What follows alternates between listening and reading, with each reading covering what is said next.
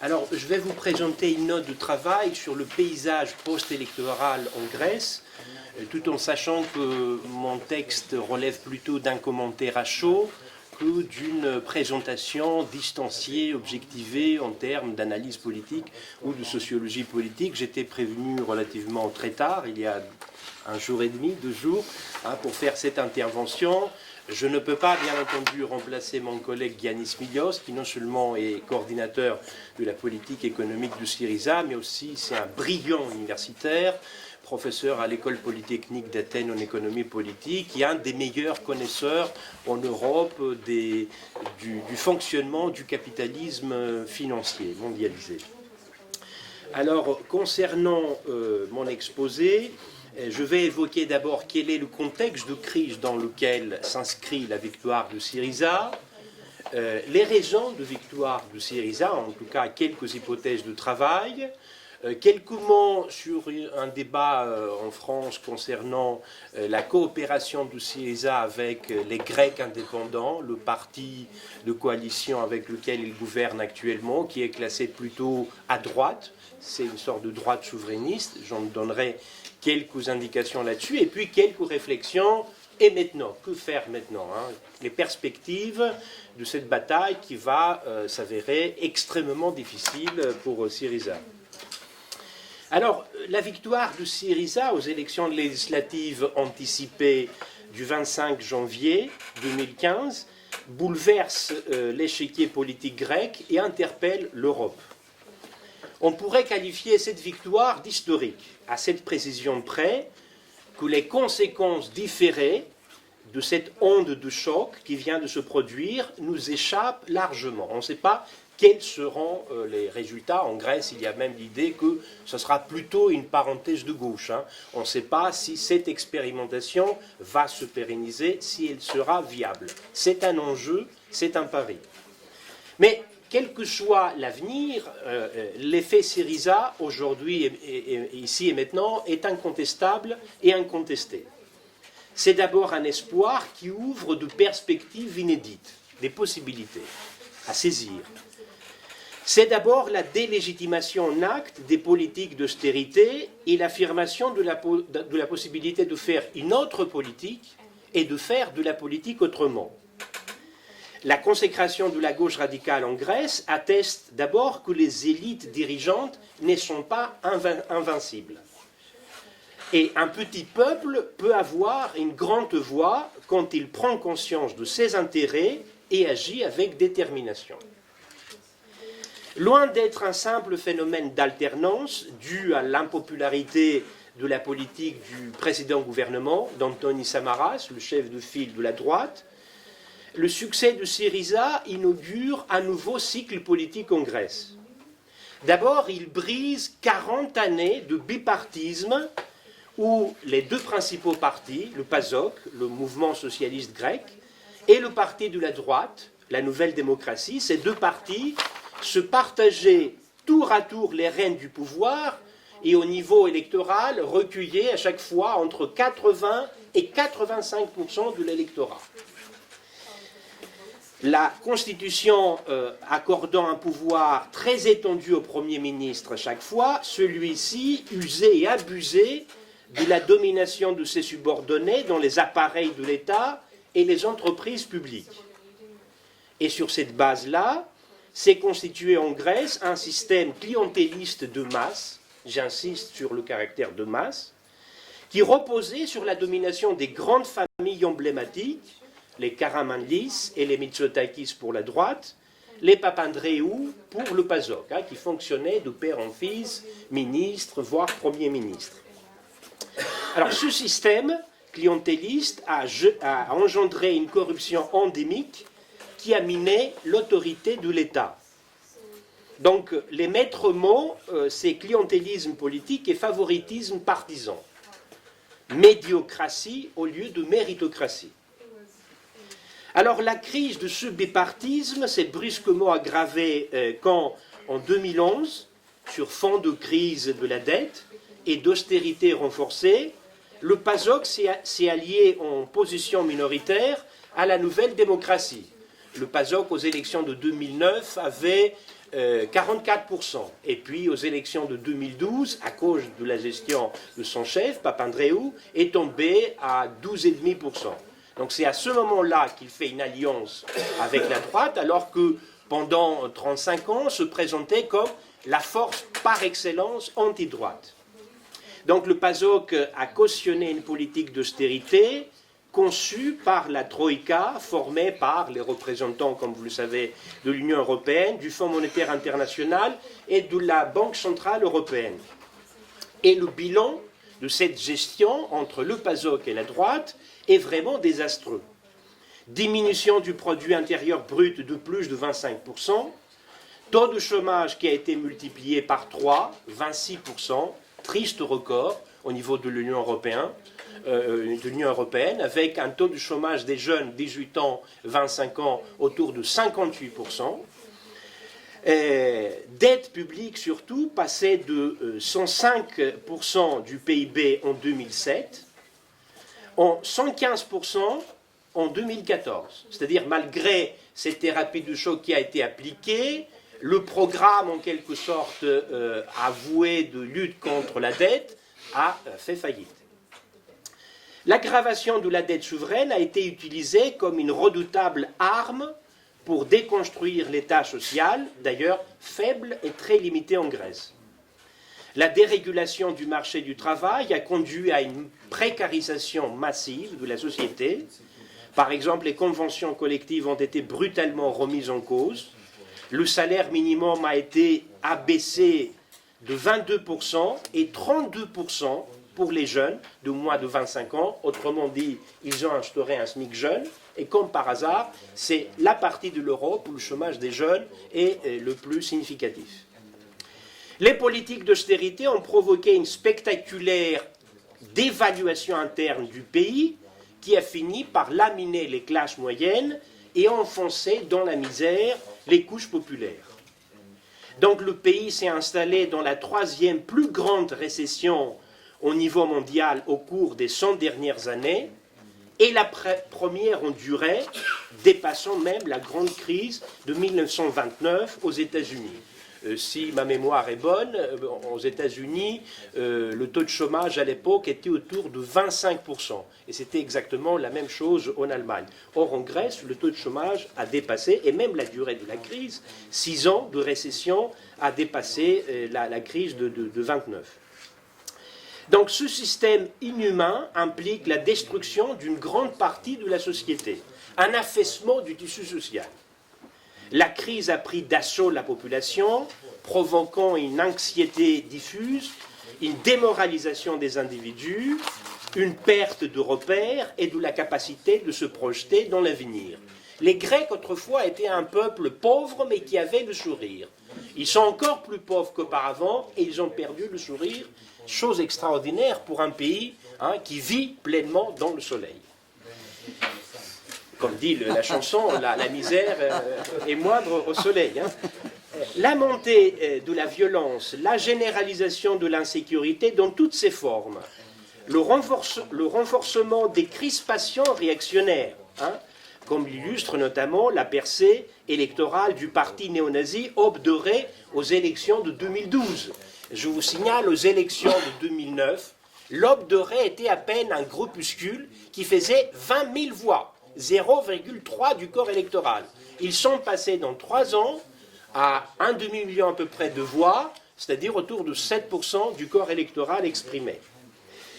Donc, paradoxalement, nous constatons le succès des objectifs inavouables des politiques du mémorandum qui ont réussi à faire baisser la valeur de la force de travail et à aggraver les inégalités sociales. Pour le dire autrement, les limites historiquement déterminées des besoins sociaux, c'est ça la définition de la force de travail, ont largement reculé, accentuant ce qu'on pourrait appeler la polarisation de classe de la société grecque, pour parler un peu avec le vocabulaire classiste que vient d'utiliser Daniel. En revanche, tous les objectifs déclarés de l'agenda néolibéral ont échoué, à commencer, comme je l'ai évoqué, par la soutenabilité de la dette. Est-ce que la dette est viable? Aujourd'hui, on sait que la dette grecque n'est pas viable à ce niveau-là. D'ailleurs, elle n'était pas viable en 2012 lorsqu'ils ont fait des restructurations et la dette était autour de 127%. Alors, deux mots maintenant sur les raisons d'une victoire, une fois on a examiné le contexte. Alors, la première raison de la victoire de Syriza tient au rejet de 40 ans d'un bipartisme qui a suscité d'autant plus de colère que les responsables de la corruption, des fraudes et des évasions fiscales massives n'ont jamais, à des rares exceptions près, été inquiétés par la justice. La deuxième raison ne tient pas à l'adhésion des électeurs à une idéologie anticapitaliste, mais comme le dit Alexis Tsipras lui-même, tient à un vote motivé par la nécessité, par le besoin. En effet, l'application de mesures de la Troïka a jeté dans la misère plus d'un tiers de la population. Cela se traduit par une sous-alimentation, l'impossibilité de se chauffer, la menace de saisie des habitations par les banques et surtout par le départ de 200 000 jeunes diplômés à l'étranger pour trouver un meilleur sort. Donc face à cette situation préoccupante, Syriza propose des mesures d'urgence humanitaire telles que le rétablissement de l'alimentation électrique pour impayés d'énergie, un salaire minimum au même niveau qu'en 2009, c'est-à-dire 751 €, la couverture sociale pour tout le monde, et notamment pour les chômeurs en fin de droit, etc. Donc Syriza ne s'est pas contenté, comme c'est souvent le cas en France ou ailleurs, de critiquer le gouvernement en place, mais a répondu point par point aux attentes populaires.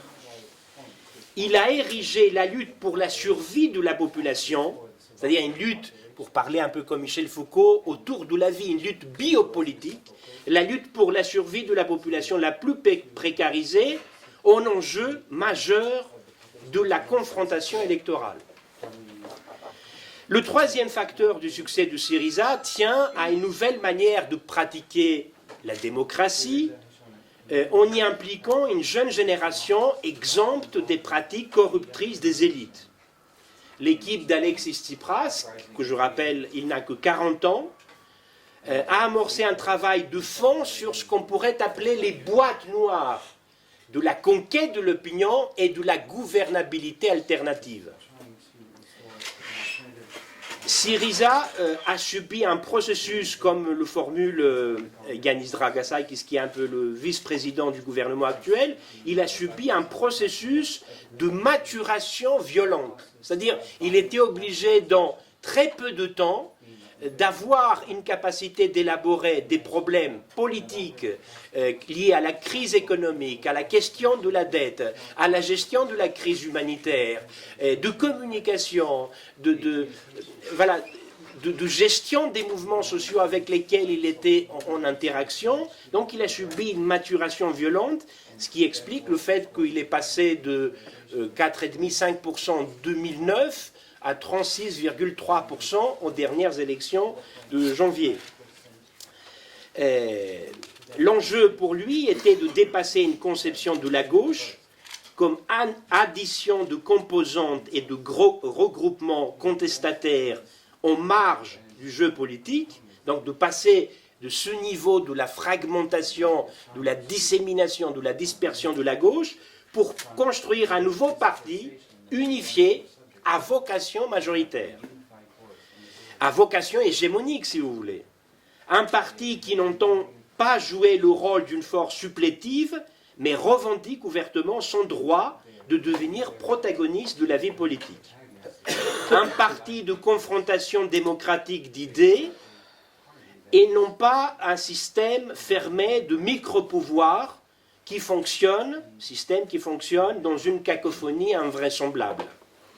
Et surtout un parti capable de construire ses rapports à la société, non pas avec une logique de courroie de transmission, mais à travers un travail patient et multifront, sur plusieurs fronts, de mise en réseau avec les mouvements, les initiatives citoyennes, les mobilisations collectives. Ce nouveau parti a été mis en chantier lors du congrès fondateur de Syriza en juillet 2013. Alors, deux mots peut-être, il me reste combien de temps? Très peu de temps. Deux mots, les deux derniers points, c'est l'alliance avec les Grecs indépendants et puis une mise en perspective. Alors, en l'absence d'une majorité parlementaire absolue, le choix de Syriza a eu 149 sièges, il lui en a manqué 2 sièges, il y a 300 députés dans le Parlement grec. Donc le choix de Syriza, en l'absence d'une majorité parlementaire absolue, s'est porté rapidement vers l'alliance avec un parti qui s'appelle Grec indépendant, ANEL.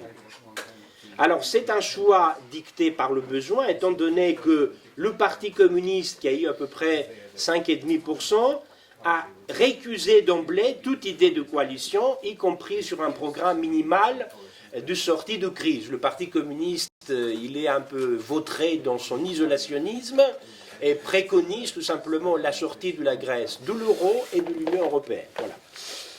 Quant à la nouvelle formation qui s'appelle La Rivière, formation libérale hétéroclite issue de la décomposition du PASOK, elle est plus préoccupée de défendre l'orientation européenne du pays que de tracer de nouvelles perspectives au-delà des politiques d'austérité qui ont conduit évidemment le pays dans l'impasse de la récession auto-alimentée.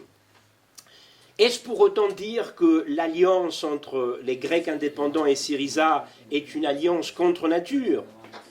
Le jugement est inexact et biaisé pour plusieurs raisons. D'abord, les Grecs indépendants n'est pas un parti d'extrême droite et ils n'ont jamais flirté avec l'aube dorée comme l'ont fait déjà des collaborateurs proches de l'ancien Premier ministre Antonis Samaras. Issu d'une scission de la Nouvelle Démocratie, le parti de la droite en 2012, après le refus de soutenir le gouvernement de Loukas Papadimos, un banquier célèbre, qui appliquait la politique du référendum, ce parti revendique la renégociation de la dette grecque, la restauration de la souveraineté nationale, la traduction en justice de tous les responsables qui ont conduit le pays à la catastrophe. Évidemment, loin d'être exempts de critiques, les Grecs indépendants se remarquent aussi par des relents complotistes, du fait qu'ils se déclarent opposés au nouvel ordre mondial, par le rejet du multiculturalisme et le soutien inconditionnel à l'Église orthodoxe. Là, il y a un problème majeur concernant la question de la laïcité. En revanche, il est impossible de les incriminer de racisme et d'antisémitisme. Ensuite, l'équilibre de force entre les deux formations est incontestablement en faveur de Syriza, dont le programme économique est accepté en bloc par les ANEL. Enfin, la coalition avec les ANEL envoie un message de fermeté aux tenants de l'austérité dans toute l'Europe. C'est le signal que Syriza respectera les promesses tenues devant les électeurs, quitte à se heurter aux institutions européennes. La question sociale est clairement identifiée comme prioritaire. Comme l'a dit Tsipras lui-même, nous sommes avant tout un gouvernement de salut social, pas de salut national, ni de salut public, de salut social, avec projet, volonté politique et la force du mandat populaire. Et je termine, et maintenant, alors comment gérer la victoire électorale? Alors, dans l'esprit de Syriza, la réponse à la crise humanitaire qui frappe la Grèce et la réforme de l'État doivent être menées de pair avec la transformation d'un modèle économique trop dépendant du tourisme et des importations. En Grèce, le tourisme participe, c'est l'industrie lourde d'une certaine manière, participe à 18% du PIB. Alors, ce qui est à long terme suppose de réindustrialiser le pays. Ce programme a-t-il des chances de réussir?